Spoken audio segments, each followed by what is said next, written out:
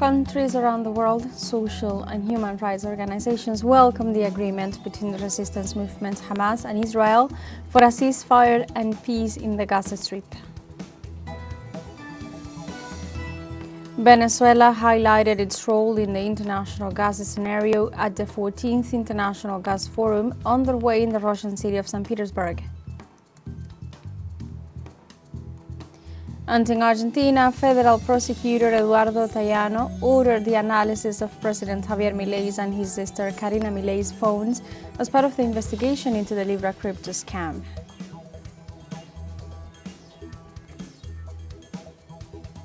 Hello and welcome to From the South. I'm Alejandra Garcia from teleSUR studios in Havana, Cuba. We begin with the news.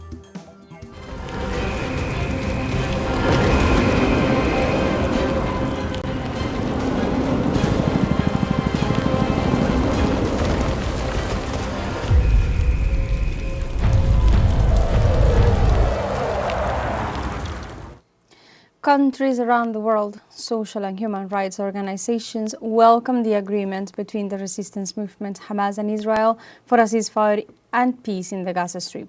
After 3 days of negotiations in Egypt, Israel and Hamas agreed to sign and implement a peace plan for the Gaza Strip, an agreement reached through the mediation of Egypt, Qatar, Turkey, and United States. In this regard, Palestinian President Mahmoud Abbas expressed his hopes for a political and permanent solution to end the Israeli occupation and establish a Palestinian state. A meeting to discuss the approval of the ceasefire deal is ongoing at the Israeli Security Cabinet.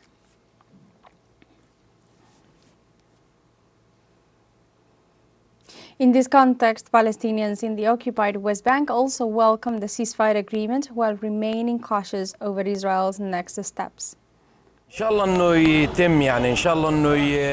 willing, this agreement will be completed, first and foremost to serve the interests of the people of Gaza and the Palestinian people. Enough killing, enough destruction, enough displacement. God willing, it will be implemented. But based on what we've seen throughout history, we know that the Israelis neither keep promises nor commitments, and we fear that they might break the agreement after they retrieve their prisoners. Either way, no matter the agreement, it is better than the ongoing bloodshed. Whatever its terms, it is still the best available option. The most important thing now is to stop this bloodshed. God willing, the signing today will lead to positive outcomes. In the Gaza Strip, regardless of the recent ceasefire announcement, Israeli occupation forces continue to attack the Palestinian people. Reportedly, 3 citizens were killed and several others injured by Israeli strikes across Khan Yunis in the southern Gaza Strip. Moreover, medical sources reported that 17 Palestinians were confirmed dead in hospitals across the Gaza Strip since the early hours of Thursday as Israel's bombardment continued. In this context, Palestinian authorities have urged the population to be cautious when moving around and called on them to remain alert until the suspension of military operations is confirmed to avoid further death and injuries.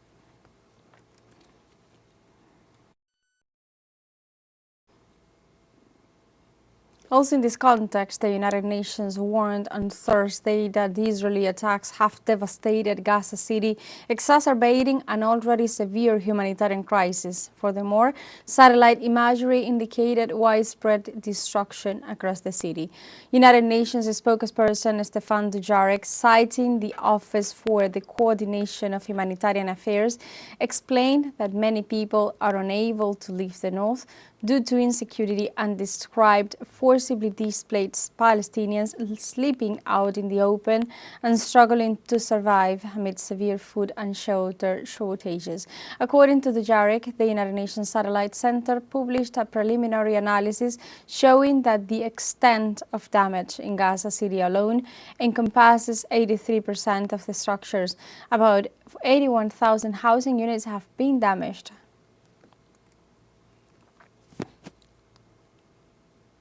And on Thursday, the Cuban people mobilized to condemn the massacre that the Zionist Israeli government has been carrying out against Palestine for 2 years. The popular mobilization took place at the José Martí Anti-Imperialist Tribune with the presence of the first secretary of the Central Committee of the Communist Party and President of the Republic, Miguel Díaz-Canel Bermúdez, and other members of the Political Bureau. At the gathering, Palestinian students denounced the genocide and ethnic cleansing strategy perpetrated by Israeli occupation forces throughout Gaza. In this scenario, Cubans demanded compliance with international agreements on the right of Palestinians to have their own state and the implementation of actions that would bring lasting peace to the Middle East.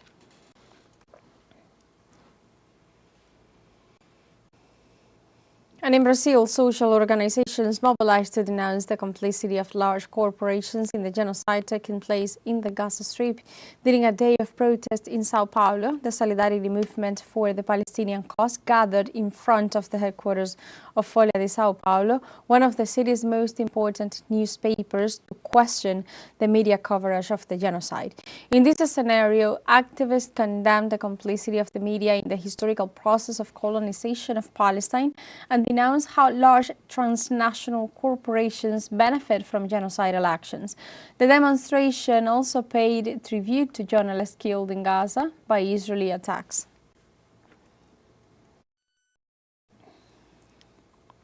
In other informations, the UNICEF Regional Director for Latin America and the Caribbean, Roberto Benes, warned about the serious humanitarian crisis facing Haiti and children.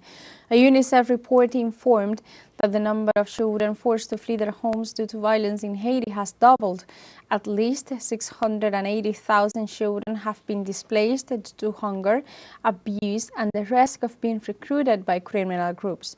Also, UNICEF highlighted that violence has forced the closure of more than 1,600 institutions in the last school year, affecting 243,400 students and 7,548 teachers. In addition, 84 schools are being used as improvised shelters.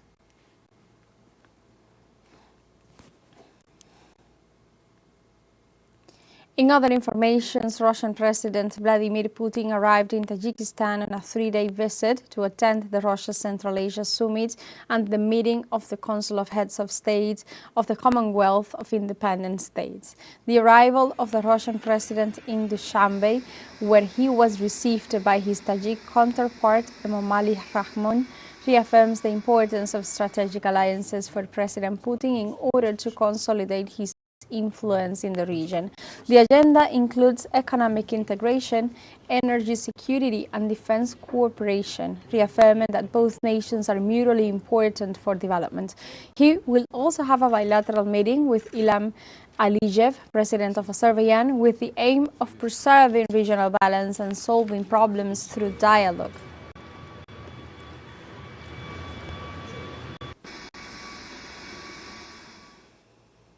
And Venezuelan Vice President and current Minister of Hydrocarbons, Delcy Rodriguez, is taking part on the 14th International Gas Forum underway in Russian city of St. Petersburg. At the event, Rodriguez highlighted the position that Venezuela holds in the international gas scenario, possessing the 24% of the planet's energy and the largest gas reserve in the American continent. The Venezuelan Vice President also expressed her concern about the increasing energy demand and the outlook for the global gas industry and highlighted the importance of the gas pipeline construction project between Russia and China to provide a better flow of gas and therefore reduce gas exports with Europe. Moreover, Rodriguez emphasized on the significance of signing the Strategic Association Treaty between Russia and Venezuela to strengthen bilateral cooperation. Venezuela is already working on projects with major transnational gas companies to export its first molecule. It is worth noting that Russia has investments in offshore gas in Venezuela, and we would like to end by highlighting the signing of the Strategic Partnership and Cooperation Agreement between Russia and Venezuela, which will allow our strategic energy relationship to consolidate. grow, and project itself into a future of happiness for our peoples. And now we have a short break coming up. But first, remember you can join us on TikTok at teleSUR English, where you'll find news in different formats, news updates, and much more. We'll be right back. Stay with us.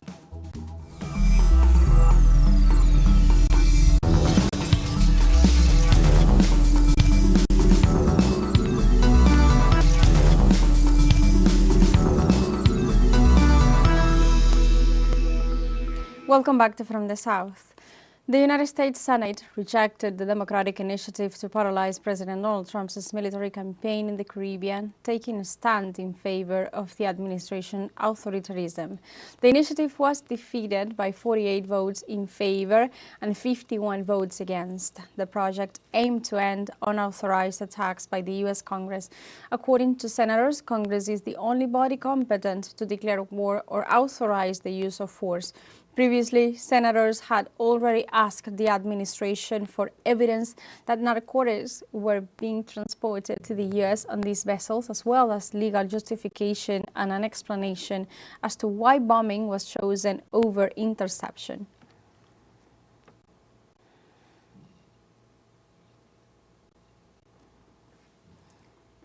And hundreds of people protested in the United States against the deployment of at least 500 National Guard troops sent by the Trump administration to the city of Chicago.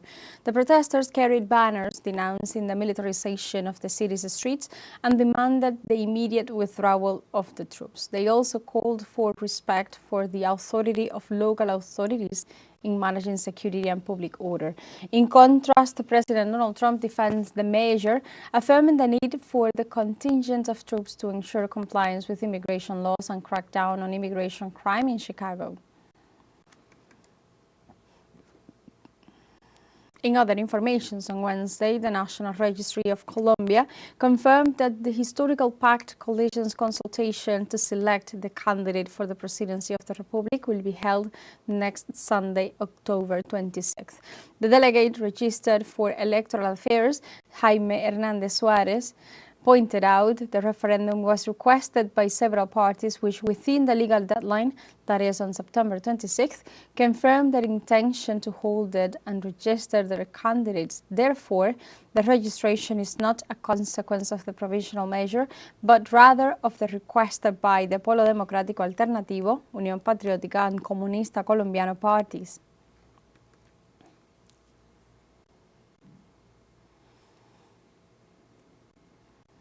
And Bolivia will hold its second round of presidential elections on October 19th, where center-right candidate Rodrigo Paz Pereira and neoliberal candidate Jorge Tuto Quiroga will compete.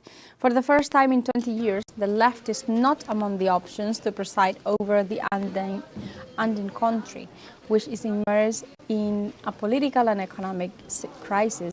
Since 2023, Bolivia has been experiencing an economic crisis exacerbated by low natural gas production, which previously represented one of its main sources of income after former President Evo Morales, and during his first term in office, nationalized hydrocarbons in 2006.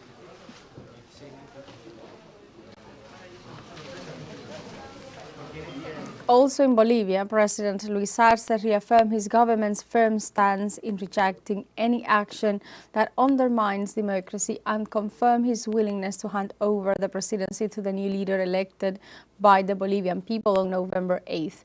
Through his Telegram channel, President Luis Arce stated, "As the national government, we reaffirm an absolutely firm position against any plan that threatens democracy, as well as our unwavering decision to hand over the government on November 8th to the winner of the current elections."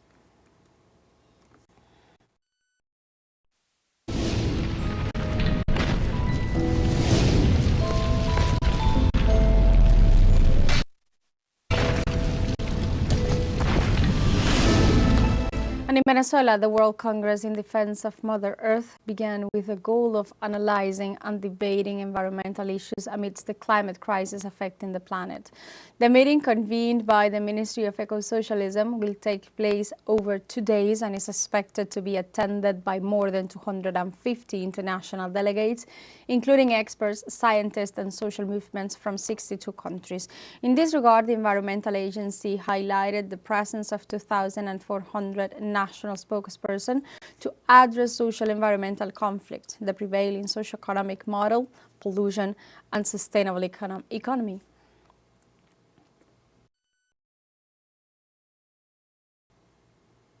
And in Vietnam, the heavy rains that followed Typhoon Matmo caused severe damage in numerous localities in the north of the country, according to the Department of Dike Management and Natural Disaster Prevention of Vietnam's Ministry of Agriculture and Environment. By 5 p.m. local time on October 8th, almost 22,600 hectares of rice and other crops were flooded. Hundreds of thousands of head of livestock and poultry had died or been swept away by the waters, and 16,918 homes remained flooded. The floods also caused landslides and cuts in 66 points of national roads, temporarily paralyzing traffic. The Hanoi-Dong Dang railway line suspended operations and many provincial and rural roads were impassable. And we have a second show break coming up. Before, we invite you to visit our Facebook page at teleSUR English. There you'll be able to watch our top stories, special live coverage and much more. Follow our page and activate the notification button to stay up to date on the world's most recent events. For a show break, we'll be right back.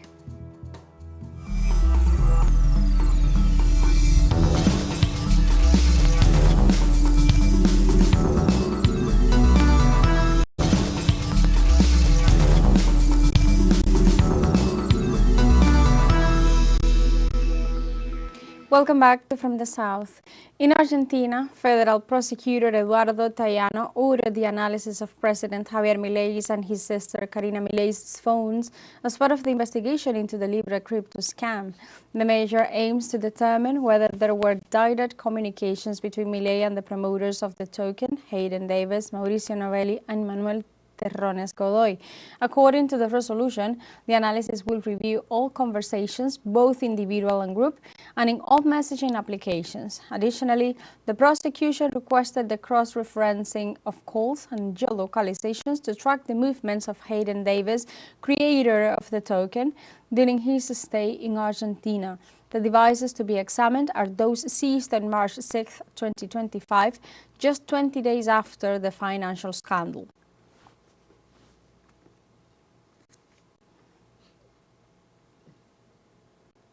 And on Wednesday, Argentina's Chamber of Deputies put the brakes on President Javier Milei by approving an amendment to the regulations governing emergency decrees. The debate, which lasted about 5 hours, resulted in 140 votes in favor, 80 against, and 17 abstentions. However, Article 3, which proposed a 90-day deadline for dealing with decrees, did not achieve an absolute majority, so the bill will return to the Senate. The Union for the Fatherland, Federal Encounter, Democracy Forever, Coherence, the Civic Coalition and the Left Front voted in favor of the reform, and the debate took place amid strong criticisms of the constitutionality of the measure and incorporated new requirements.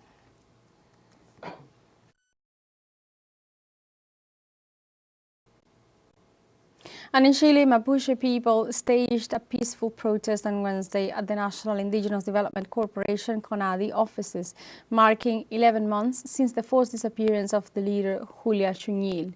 The action was intended to denounce the complicity of this state institution in the territorial displacement suffered by his people. The institution has endorsed irregularities involving large sums of money, transforming the protection of indigenous heritage into a lucrative business. In response to the pressure, the head of the CONADI office in Santiago de Chile, Jimena Montesinos, committed to organizing a meeting between the institution and Julia Chuñil's family, as well as to make the process of purchasing and selling the disputed land transparent.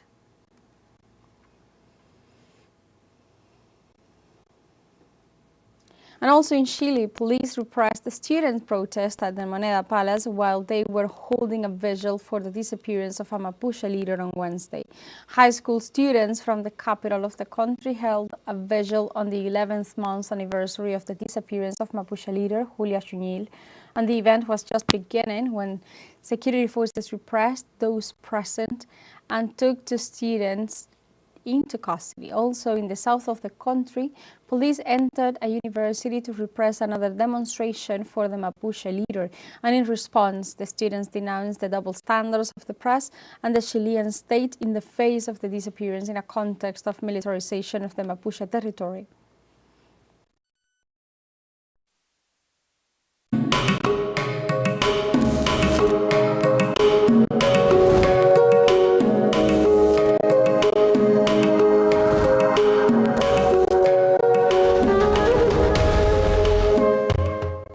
And in Venezuela, the Alberto de Paz y Mateos Theater in Caracas became the venue for a Latin American theater meeting as part of the commemorations of the 40th anniversary of the Teatrela collective. The program, which will run until October 12th, pays tribute to the diversity of the performing arts in the region and includes a discussion on the state of these arts in Latin America.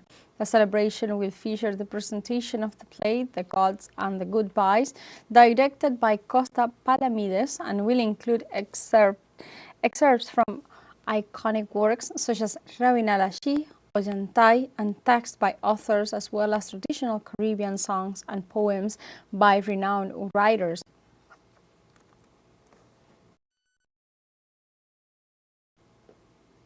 And we go to Mexico. The 30th edition of the National Rural Culture Fair began, paying tribute to the traditions of the indigenous peoples of Veracruz, San Luis Potosí, and Hidalgo. The event presents a program with 118 activities that integrate both traditional and contemporary cultural expressions and features the participation of 800 artisans from all over the country. The fair began with an inaugural parade and a gala of traditional clothing entitled Smooth Homeland, in which students from the Autonomous University of Chapingo showed off traditional costumes accompanied by representative music. The fair will also feature exhibitions on agricultural diversity and conferences on coffee's role in climate change mitigation.